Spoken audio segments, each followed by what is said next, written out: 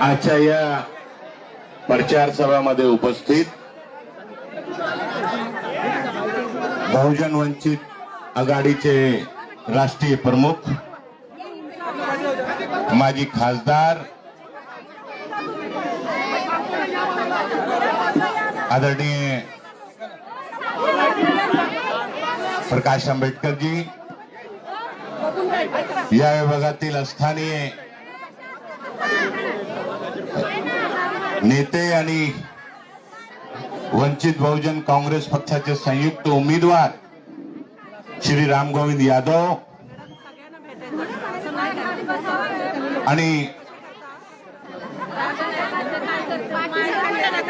व्यासपीठावर उपस्थित आमचे जिल्हा काँग्रेस समितीचे अध्यक्ष श्री शाह केतन शहाजी, बहुजन वंचित विकास आघाडीचे मुंबईचे सन्माननीय अध्यक्ष आणि सर्व पदाधिकारी, व्यासपीठावर उपस्थित सर्व आजूबाजूचे उमेदवार, सागर गवईजी आणि सर्व इथे उपस्थित सगळ्यांचं नाव घ्यायला गेलो तर खूप वेळ जाईल. आम्हाला बाळासाहेबांना आम्हाला आणि तुम्हाला सर्वांना ऐकायचं आहे, म्हणून मी संक्षिप्त मध्ये आपला वक्तव्य इथे देण्याचा प्रयत्न करतो. मित्रांनो, हा वर्षानगरचा एरिया खूप मागासलेला होता 2000 पूर्वी. 1999 मध्ये मी पहिलीचदा आमदार झालो, मंत्री झालो या राज्यामध्ये. आपल्याला आठवण असेल की या विभागामध्ये पाणी नव्हता. पाणीची टाकी बनवण्याची सुरुवात तुमचा आशीर्वाद घेऊन नसीम खाननी या विभागामध्ये केलेला आहे. आठवण आहे की नाही आहे? डोंगरी भागामध्ये राहणाऱ्या लोकांना संरक्षण भीत बांधण्याचं काम, पाया वाटप देण्याचं काम आणि आजूबाजूचे जेवढे बौद्ध विहार आहेत सर्व बौद्ध विहार विकसित करण्याचं काम जर कोणी केलं असेल तर नसीम खाननी तुम्हाला करून दिलेला आहे. शौचालय असो, गटर असो, बाळासाहेब मंत्र्यांचं काम गटर आणि शौचालय बनवण्याचं नसतो, पण इथे तिच्या पूर्वी जे नगरसेवक होते सगळे नालायक, हप्तेखोर. डबल माला कुठे बनतोय, घराचं दुकान कुठे होतोय, सगळे वसुलीबाज. आता तुम्हाला एक अवसर मिळालेला आहे, तुम्हाला एक अवसर मिळालेला आहे.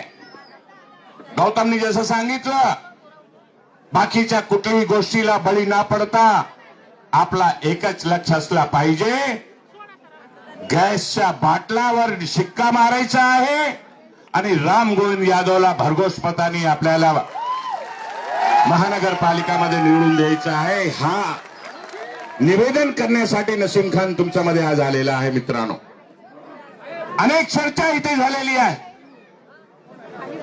आमचा गौतम सांगत होता संविधानाबद्दल. मी नेहमी सांगत असतो, जर ह्या देशामध्ये बाबासाहेबांनी दिलेलं संविधान नसतं तर नसीम खान सारखा माणूस राज्याच्या मंत्रिमंडळामध्ये मंत्री झाला नसतं.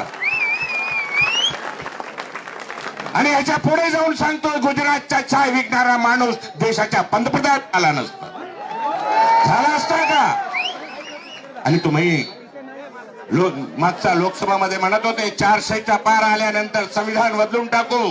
तुमचा बापाचा राज आहे का या देशाचे संविधान बदलण्याचा?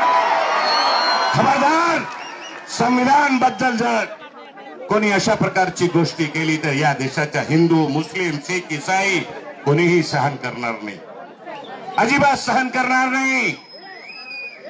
जेव्हा जेव्हा निवडणुका येतोय, कभी कटोगे तो बटोगे, हिंदू मुसलमान, शमशान कब्रस्तान, लव जेहाद, ओट जेहाद, लेंग जेहाद, अशा प्रकारचे भावनिक गोष्टी करून भावनेमध्ये भावनिक मत घ्यायचं, सत्ता स्थापित करायचं, मताची चोरी करून सत्ता स्थापित करायचं आणि सत्यातून पैसा कमवायचा आणि पैशाच्या माध्यमातून निवडणुका जिंकण्याचा जो धंदा भारतीय जनता पार्टीने या देशामध्ये आणि या राज्यामध्ये सुरू केलेला आहे, या संपवण्याची वेळ आलेली आहे. मित्रांनो,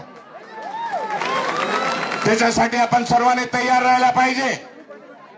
एक चांगली सरकार, चांगला नगरसेवक, चांगला आमदार जेव्हा येतोय तेव्हा विकास होतोय. बाळासाहेब, आपल्याला आठवण असेल 2014 मध्ये मी या राज्यामध्ये वस्त्रोद्योग मंत्री झालो. 2014 मध्ये मी या राज्याच्या वस्त्रोद्योग मंत्री झालो. इंदू मिलचा विषय होता, केंद्राची मिल होती. आपल्याला सुद्धा माहितच आहे, आपण सुद्धा खूप प्रयत्न करत होता. महाराष्ट्राच्या मंत्रिमंडळामध्ये वस्त्रोद्योग विभागातून आम्ही बैठक लावली, मी मंत्री म्हणून, आणि पहिला प्रस्ताव पास केला महाराष्ट्र सरकारच्या वस्त्र विभागाच्या माध्यमातून की इंदू मिलची जेवढी जागा आहे सर्व जागा बाबासाहेब आंबेडकरच्या स्मारकासाठी केंद्र शासनाने दिला पाहिजे. हा ठराव पास करून आम्ही दिल्लीला पाठवलो. आणि त्यावेळेचे आमचे मुख्यमंत्री पृथ्वीराज चव्हाण होते. आम्ही सर्व दिल्लीला गेलो, सोनिया गांधीजींना भेटलो. बाळासाहेबांचा मुख्य त्याच्यामध्ये वाटा होता. सर्व जेवढे नेते, सगळे नेते जाऊन भेटलो आणि मॅडमनी ताबडतोब पंतप्रधानांना फोन करून सांगितलं की मुंबईचे इंदू मिल बाबासाहेब आंबेडकर स्मारकसाठी देण्याचा निर्णय आणि आदेश आणि निर्देश ताबडतोब दिला पाहिजे. हा निर्णय आम्ही सर्वांनी करून घेतला. विकासाचं काम, मुंबईचा चेहरा मोहरा बदली करण्याचं काम, देशाची पहिली मोनो रेल आम्ही आणला. या राज्यामध्ये मेट्रो रेलचा जाल, पहिली मेट्रो 1 आम्ही आणला मी मंत्री असताना. घाटकोपर ते Andheri Versova, metro 2, metro 3, metro 4, 10 metro मुंबईमध्ये आणण्याचा निर्णय स्वर्गीय विलासराव देशमुख सरकार असताना आम्ही सर्वांनी केला. सीलिंग ब्रिजचं काम आम्ही केलं, सीलिंग आम्ही केला, फ्रीवे आम्ही केला. आणि हे म्हणतायत की मुंबई आम्ही बदलू, मुंबईचा विकास आम्ही करू. अरे तुम्ही विकास करणारे लोक नाही, तुम्ही भ्रष्टाचार करणारे लोक आहोत. 200 कोटीचे टेंडर 400 कोटी मध्ये द्यायचं आणि भ्रष्टाचार करायचा. बाळासाहेब, आता करप्शन, भ्रष्टाचारची परिभाषा ह्या लोकांनी बदललेली आहे. आता व्हाईट करप्शन सुरू झालेला. व्हाईट करप्शन करताय ते लोक. तुम्ही तुमचा पैसा ज्या विविध प्रकारच्या टॅक्सच्या स्वरूपामध्ये महानगरपालिकामध्ये आपण देतायत, त्या पैशाचा उपयोग तुम्हाला नागरिक सुविधा देण्यासाठी केली पाहिजे. हे यांचा कर्तव्य आहे, जबाबदारी आहे. परंतु सर्व पैशांच्या भ्रष्टाचारच्या माध्यमातून सर्व पैसा लुटण्याचं काम हे लोक पाप करत आहेत. आणि हा वाचवण्याची लढा आम्ही सगळे लढत आहोत. संविधान असो, लोकशाही असो, संविधान वाचेल, लोकशाही बाधित राहील, तरच हा देश पुढे जाणार आहे. बंधुत्व मजबूत होईल, तरच हा देशामध्ये चांगला वातावरण राहील. आणि विकास करणारे जनप्रतिनिधी निवडून आणण्याची जबाबदारी आता तुमच्या सर्वांवर आहे. काँग्रेस आणि वंचित आघाडी सोबत आलेली आहे, समजून घ्या. बाळासाहेब सोबत आहेत. आता बाळासाहेब सोबत आहेत. सर्वांनी एकजुटीने, एक ताकदीने से कोणी काय लालच देत असेल, काय करत असेल, काय गिफ्ट देत असेल, काय देत असेल, आज शिलाई मशीन, ग्राइंडर, मिक्सर अशा प्रकारच्या वाटपचा धंदा सुरू आहे. देत असतील तर घेऊन टाका, पण मत देऊ नका. मतदान कोणाला करणार? कोणाला? गॅस बाटला कोविड मध्ये बघितला ना, जर ऑक्सिजन मिळाला नसतं तर काय झालं असतं? ऑक्सिजन साठी, गॅस बाटलासाठी किती आपण लढायचं, फिरायचं. आता चांगल्या प्रकारच्या निशाण त्या गाडीचा आहे. आणि काँग्रेसचा हातचा पंजा, जिथे जिथे वंचित आघाडीचे उमेदवार आहेत, जिथे जिथे काँग्रेस पक्षाचे उमेदवार आहेत, जिथे जिथे गठबंधनचे उमेदवार आहेत, सर्वांना 15 तारीखला काँग्रेस आणि गॅस बाटल्याच्या निशाणीवर आपण बटन दाबून भरघोस मताने मुंबई महानगरपालिकामध्ये निवडून जा, जेणेकरून आपला हक्काचा महापौर येईल आणि मुंबईच्या चेहरा मोहरा बदलण्याचं काम आम्ही सगळे मिळून करू. एवढंच आवाहन मी आपण सर्वांच्या समोर करतोय.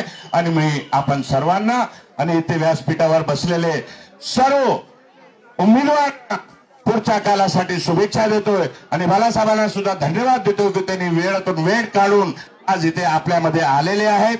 मी परत आपण सर्वांना खूप खूप धन्यवाद देतोय. धन्यवाद. जय हिंद, जय महाराष्ट्र, जय भीम. धन्यवाद नसीम खान साहेब. यानंतर बहुजनांचे नेते, ओबीसी आरक्षणाचे जनक, वंचित बहुजन आघाडीचे राष्ट्रीय अध्यक्ष आदरणीय बाळासाहेब आंबेडकर यांना मी विनंती करतो की या उपस्थित जनसमुदायाला आपण संबोधित करावे.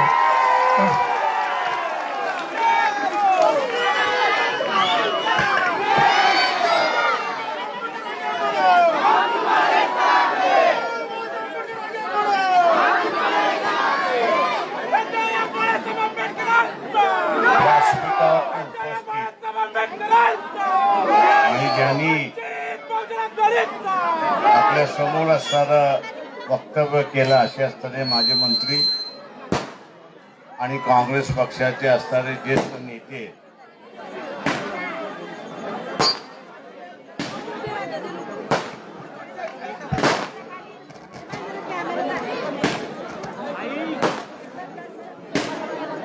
हॅलो नसीम खान जी, त्याच्याच बरोबर घाटकोपर जिल्हा काँग्रेस कमिटीचे असणारे अध्यक्ष, व्यासपीठावरती उपस्थित असणारे सर्वच वंचित बहुजन आघाडी आणि काँग्रेसचे असणारे कार्यकर्ते, नेते मंडळी, उपस्थित बंधूंनो आणि भगिनींनो,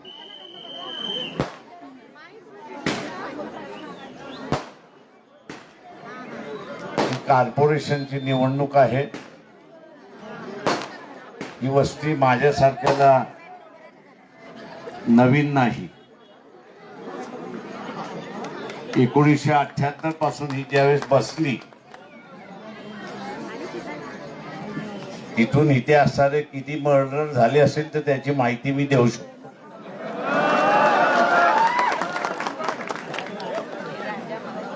आपसात झालेले मर्डर, सेनेबरोबर झालेले मर्डर, बाहेरच्यांबरोबर झालेली असणारी व्यवस्था.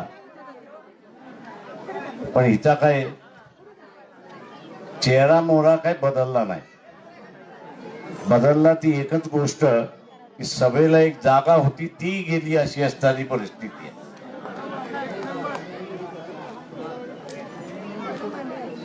आता असणारं जे सांगण्यात आलं की क्लस्टर डेव्हलपमेंट खाली असणारा काही मुंबईचा भाग गेलाय. मी असं म्हणेन की मुंबईमध्ये कुठे कुठे मोकळ्या जागा आहेत आणि कुठे कुठे निर्माण होऊ शकतात याची माहिती फार कमी जणांना आहे. आज आपण असणारा बघतो की इथला असणारा बोंबाबोंब चाललेली आहे की मराठी माणसाचा असणारा टक्का कमी झाला.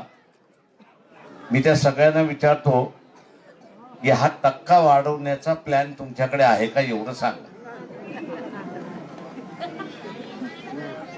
तुमच्याकडे प्लॅन असेल तर सांगा की तुमच्याकडे प्लॅन आहे. नसेल तर आम्ही तुम्हाला सांगतो.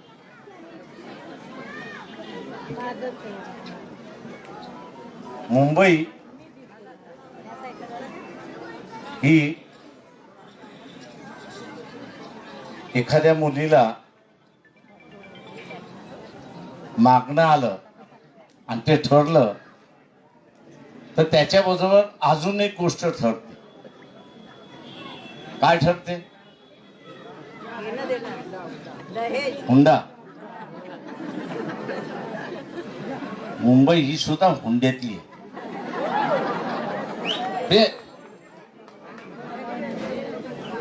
म्हणून म्हटलं की मुंबईचा इतिहास फार जणांना माहिती नाही. मुंबई ही पोर्चुगीजनी इंग्लंडच्या राजाने पोर्तुगीजच्या राणीशी लग्न केलं, त्यावेळेस मुंबई ही हुंडा म्हणून देण्यात आली होती. ब्रिटिशांना मुंबई ही हुंडा म्हणून देण्यात आली होती. आणि म्हणून आपण बघत असाल की मुंबईवरती 3 जणांचा अधिकार आहे. एक केंद्र शासनाचा, राज्य शासनाचा आणि महानगरपालिकेचा. ज्याला कोणाला असणारा मराठी माणसाचा टक्का वाढवायचा असेल तर त्याच्या अखत्यारामध्ये येते महानगरपालिकेची असणारी जागा, आणि मोठ्या प्रमाणात. आम्ही असणारा या ठिकाणी कॉर्पोरेशन मध्ये ज्यांची सत्ता होती, त्यांना आम्ही असणारा विचारतो की या महानगरपालिकेच्या जागेचा उपयोग जे आज आपण बोंबलताय की मराठी माणसाचा असणारा टक्का कमी होत चाललाय, त्याच्या हाऊसिंगसाठी आणि त्याला बसण्यासाठी आपण का वापरलं नाही याचा असणारा 20 वर्षाचा खुलासा दिला तर अधिक चांगला आहे. एका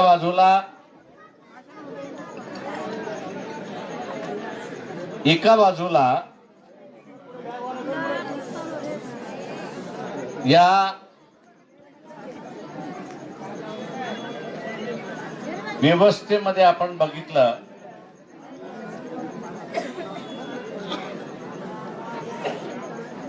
तर व्यापार हा इथला मराठी माणूस कमी करतो. तो व्यापार करतच नाही असं म्हटलं तर अधिक चांगलं.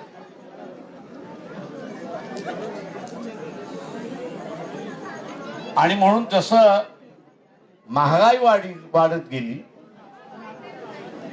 तसं मुंबईचं स्वरूपही वाढत गेलं आणि बदलत गेलं.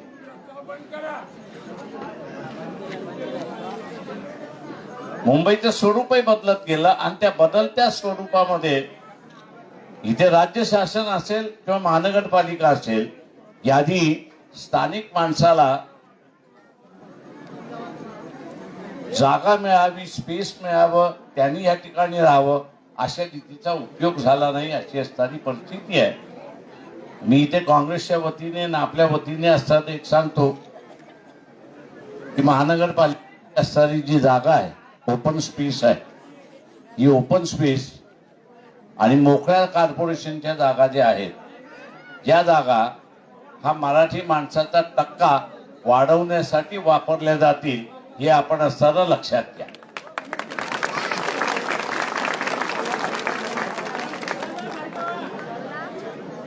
मुख्यमंत्री म्हणाले की आम्ही गिरणी कामगारांना घरं देतो. तुम्ही गिरणी कामगारांना घरं कुठे देताय? तर त्यांच्या योजनेप्रमाणे वाशिंदला देतात.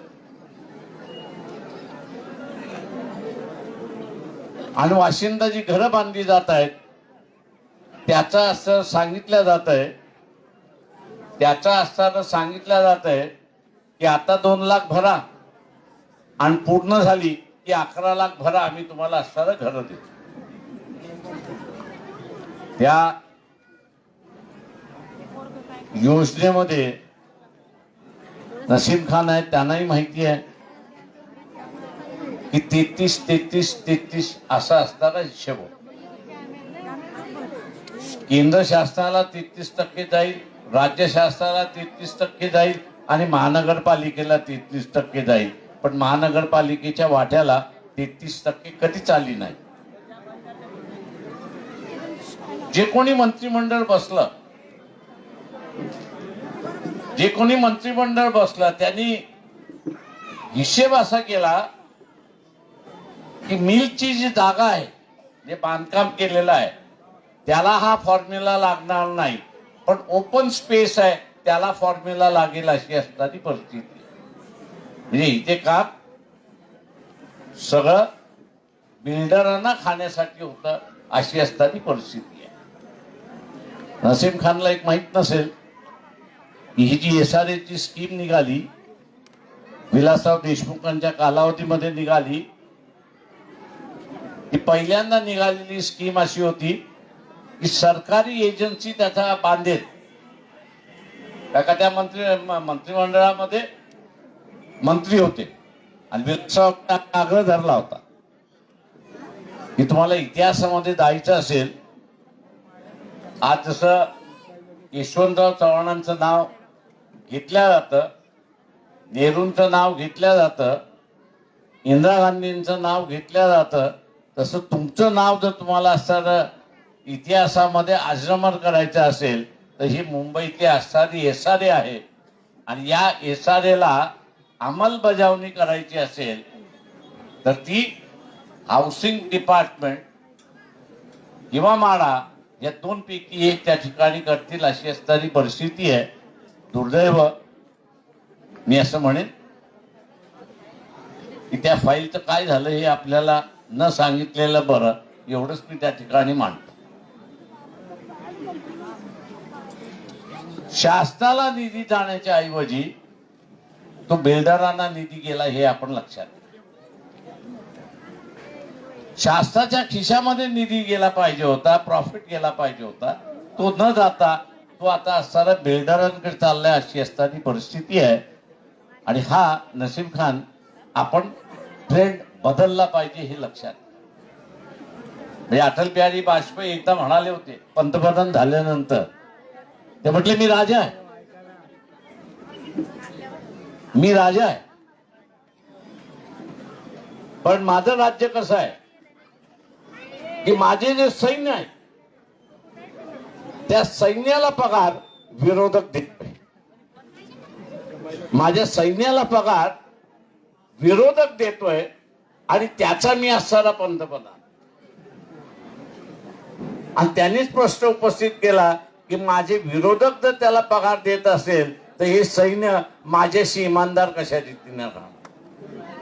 मित्रो, आजची असणारी परिस्थिती, एक बोर्ड लावलेला मी बघितला त्या ठिकाणी की महानगरपालिकेचे 92,000 कोटी जे आहेत ते फिक्स डिपॉझिट मध्ये आहेत. माझ्या माहितीप्रमाणे 2 वर्षापूर्वी 3 वर्षापूर्वी हा निधी 2,10,000 कोटीचा होता. 2,10,000 कोटीचा होता फिक्स डिपॉझिट मध्ये. महानगरपालिका तुमच्या टॅक्सेस वरती चालत नाही हे मी सांगतो. महानगरपालिका ही असणारी इंटरेस्ट वरती चालते अशी असणारी परिस्थिती आहे. अनेक करारनामे महानगरपालिकेमध्ये केले असल्यामुळे त्याची असणाऱ्या बारकाईने मला जाणीव आहे. तुम्ही भरणारा टॅक्स नसीम खानने जसं म्हटलं लूटमारासाठी वापरला जातो, त्याच्या पलीकडे काहीच नाही. आणि ते जर बदललं तर या मुंबईचं असणारं स्वरूप आपण असणारं या ठिकाणी बदलू शकतो हे आपण लक्षात घ्या. माझं आव्हान आपल्या सगळ्यांना या ठिकाणी राहणार आहे, माझं आव्हान आपल्याला या ठिकाणी राहणार आहे. मुंबईमध्ये येणारा माणूस हा स्वतःचा उदरनिर्वाह करण्यासाठी येतो. आणि आता आपण बघत असाल की मुंबईमध्ये उदरनिर्वाह करणं हा असताना कठीण होत चाललाय. याचं कारण की मुंबई हे एक बदलतं स्वरूप आहे. पूर्वी रेल्वे होती त्याच्यात कामगार होता, मिल होती त्याच्या कामगार होता, इथं असणारा बोटी तोडण्याचा कारखाना होता त्याच्यामध्ये होता, त्याच्यानंतर पोर्ट्रस होतं, पोर्ट्रस मध्ये कामाला होतं. इथलं सगळं बाहेर व्हायला लागतं. मुंबई एक स्थिर राहणार नाहीये, मुंबई ही बदलत राहणार आहे. आणि आता जगातली माणसं म्हणजे इथल्या असणाऱ्या जगातली माणसं हे भारताला किंवा मुंबईला एक आर्थिक दृष्टिकोनातून सेंटर व्हावं अशी असणारी परिस्थिती आहे. भारतीय जनता पक्ष असताना ते करू शकणार नाही हे लक्षात घ्या. आणि एकदा हे आर्थिक सेंटर झालं तर या शहरामधली असणारी जी बेरोजगारी आहे ही बेरोजगारी कमी झाल्याशिवाय राहणार नाही हे आपण असताना लक्षात घ्या.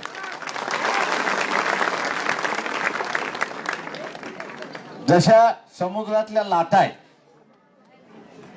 तशाच रीतीने या मुंबईच्या विकासाच्या सुद्धा लाटा आहेत. या मुंबईच्या विकासाच्या सुद्धा लाटा आहेत. नव्या लाटेला तुम्ही असताना जर वाव दिला नाही, नव्या लाटेला तुम्ही असताना वाव दिला नाही तर या मुंबईमध्ये राहणारा माणसाचे हाल व्हायला लागतात आणि विकास जो आहे तो थांबतो अशी असणारी परिस्थिती आहे. आणि म्हणून माझं आव्हान आपल्या सगळ्यांना या ठिकाणी राहणार आहे की धर्म हे आवश्यक आहे. महात्मा फुलेंनी सुद्धा धर्म हा आवश्यक मानला. कुठला धर्म हा त्यांनी नंतर सांगितलं. महात्मा गांधी असेल यांनी सुद्धा असताना धर्म आवश्यक आहे हे या ठिकाणी मांडलं. बाबासाहेबांनी सुद्धा इथला असताना धर्म आवश्यक आहे हे मांडला. पण कुठला, त्यांनी असं म्हटलं की प्रत्येक माणसाने ठरवलं. महात्मा फुलेंनी सत्य धर्माची असताना स्थापना केली. महात्मा गांधींनी असताना वर्णाश्रमचा असताना धर्म प्रसार करण्याचा प्रयत्न केला. बाबासाहेबांनी बौद्ध धर्माचा असताना प्रसार या ठिकाणी केला. धर्म हा कोणी नाकारलेला नाही. पण आपण बघत असाल की धर्माच्या नावाखाली या ठिकाणी स्तोम माजवल्या जाते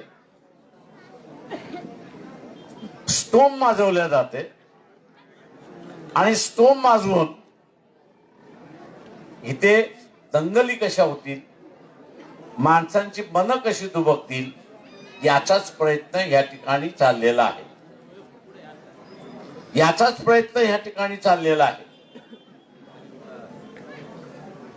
मी आपल्याला एवढंच सांगणार आहे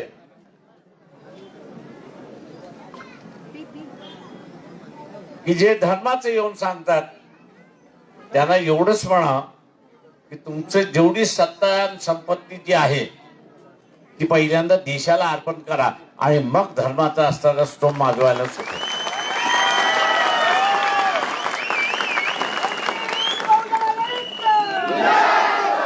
कारण का त्यांची संपत्ती त्यांनी देशाला अर्पण केली. त्यांची संपत्ती त्यांनी देशाला असताना अर्पण केली तर आपल्याला असणारं त्याच्यातून उद्योग उभा करता येईल, व्यवसाय उभा करता येईल आणि जो बेरोजगार आहे त्या बेरोजगाराला हाताला काम देता येईल अशी परिस्थिती आहे. आणि म्हणून त्यांना म्हणायचं की बाबा आम्ही सगळं करायला तयार आहोत, पहिल्यांदा तुझी संपत्ती देशाला दान करून दे, अर्पण करून दे, तिजोरीमध्ये जाऊ दे अशी असणारी परिस्थिती आहे. मुंबई सारखं शहर हे 2 महिन्यामध्ये तुम्हाला खाली करावं लागणार आहे.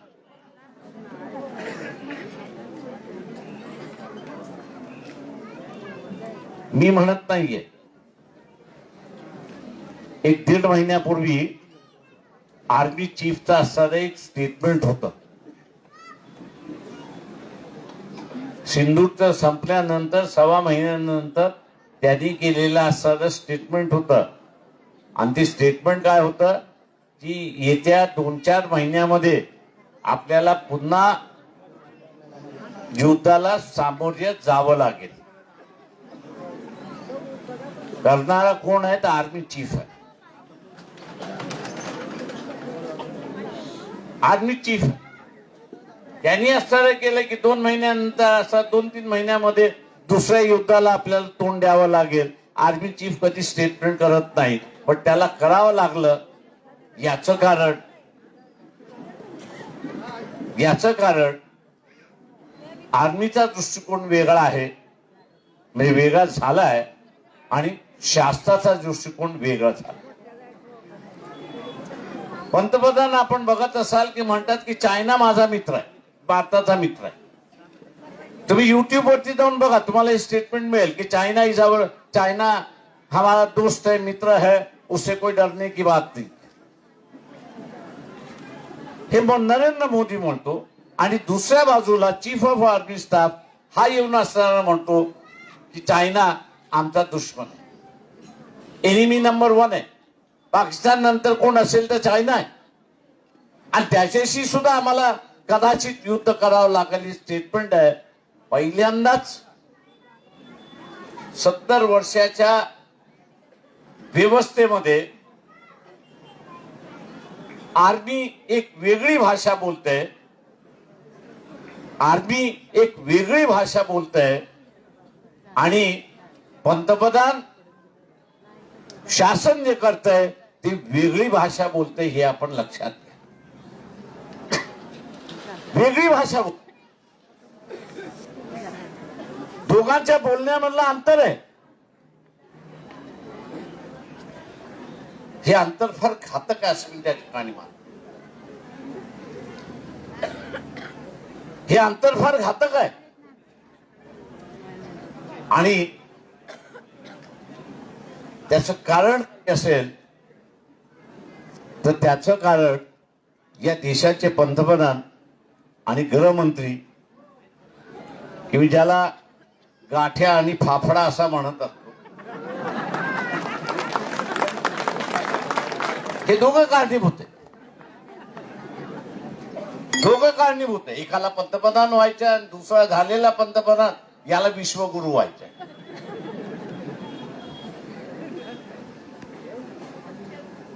अगोदरच 3 विश्वगुरु बसलेले आहेत. एक पुतिन आहे, दुसरा डोनाल्ड ट्रम्प आहे आणि तिसरा असणारा चायनाचा आहे. आता हे तिघं कसं सहन करतील? डोनाल्ड ट्रम्प तर म्हणतो मी तुला बघूनच घेणार आहे. त्यांनी 2 दिवसापूर्वी व्हेनेझुएलाच्या असणाऱ्या अध्यक्षांनी त्याच्या बायकोला उचलला आणि अमेरिकेत नेऊन ठेवला आणि सांगितलं आम्ही जिंकलं म्हणून.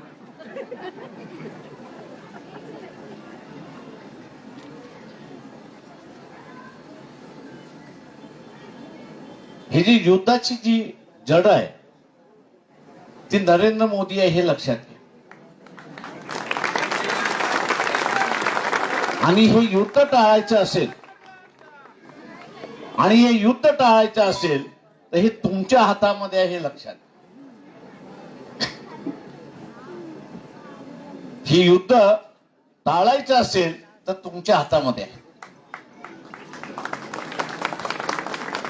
तुम्ही जर योग्य मतदान दिलं, व्यवस्थित मतदान दिलं तर हे युद्ध टाळलं जाऊ शकतं.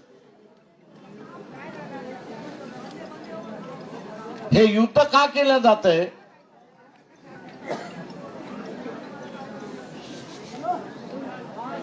हे युद्ध जे केलं जाते त्याचं कारण आपण असं लक्षात घेतलं पाहिजे की रशियाचं कच्चं तेल आपण जगाला विकतो, रशिया विकू शकत नाही म्हणून त्याच्यातून नफा येतोय.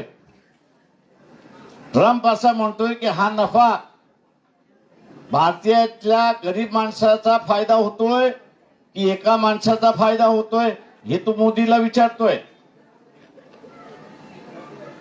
ट्रम्प मोदीला असताना विचारतोय की तुम्ही रशियाचं तेल जे विकताय आणि त्याच्यातून जो नफा होतोय तो नफा भारतीय नागरिकांना होतोय की एकाच माणसाला होतोय ते सांगा. फायदा कोणाला होतोय?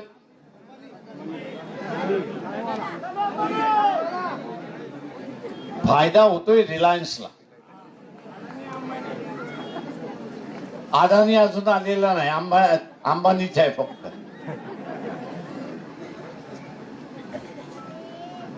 आणि छोटा मोठा फायदा नाहीये तो. दर वर्षाला 44,000 कोटीचा असताना फायदा आहे.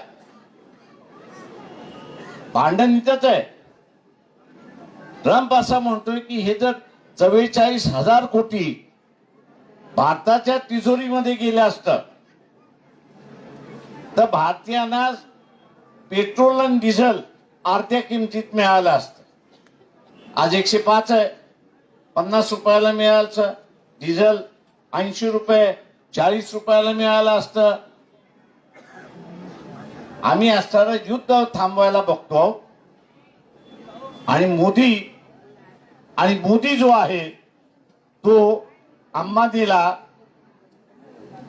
श्रीमंत करायला निघालेला आहे आणि ते म्हटले हे आम्ही चालू देणार, हे आम्ही चालू देणार नाही. आता कमांड मोडायचं असेल मोदीचं तर ट्रम्पला काय करावं लागणार? ट्रम्पला काय करावं लागणार? पाकिस्तानला हत्यारं द्या, ही जी चालू झालेली आहे. आणि 2 महिन्याचं असताना जी युद्ध आर्मी चीफनी सांगितलेलं आहे ते पाकिस्तान बरोबरच आहे. हे भांडण तुम्हाला थांबवायचं आहे का? हे युद्ध थांबवायचं आहे का? मग बीजेपीच्या विरोधात मतदान द्यावं का?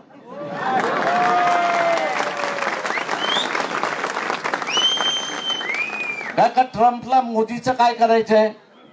जिरवायची आहे, बरोबर.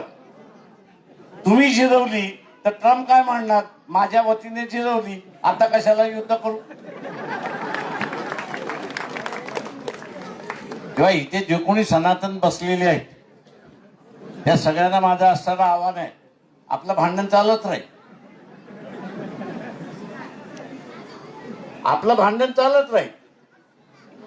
पण या निवडणुकीच्या